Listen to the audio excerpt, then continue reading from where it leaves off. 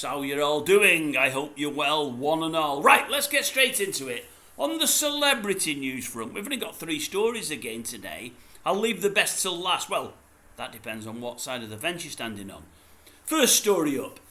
Old Giovanni, that's the fellow that first left Strictly, made bullying claims by Amanda Abington. I told you a couple of days ago he's joined Strictly in Italy. I didn't know there was a version in Italy, but there is. I think they've had a couple of weeks now. And when I'm looking into things, it turns out that Strictly England, the English version, were asked would it be okay for Giovanni to go in the Italian version. Now, I don't know if that means that the English folk owned the franchise or whether they were just asking for guidance. Either way, from the English side of things, they've said, or British side of things, yeah, put him in there, no problem at all, which is leading folk to believe that he is going to be found not guilty of all these bullying claims. That's number 1. Number 2, what was number 2? Number 2, I don't like these two, well, especially him. Andrew and Fergie.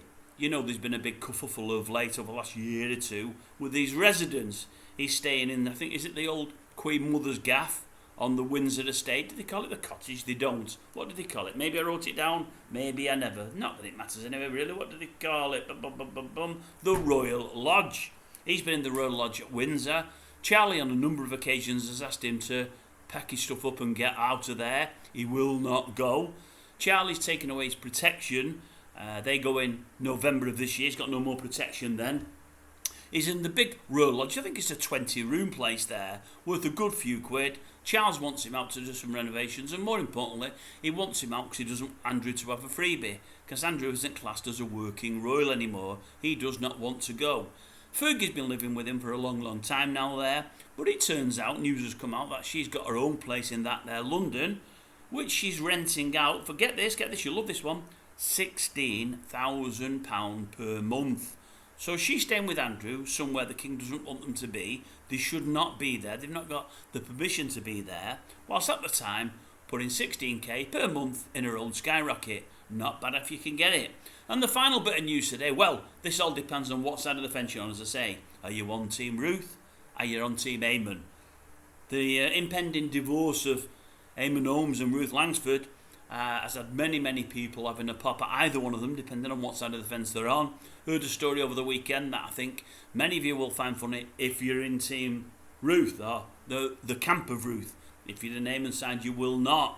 I believe Eamonn asked her 2 or 3 weeks ago now, could he come round to the gaff, to the house that they share, to pick up some of his stuff, including some of the stuff in his bedroom, for his impending cruise that we've all seen pictures of. He's recently been away with his new squeeze. I think she's about 20 years younger. Ruth obviously isn't happy with this because we told he was seeing her behind her back when him and Ruth were still together.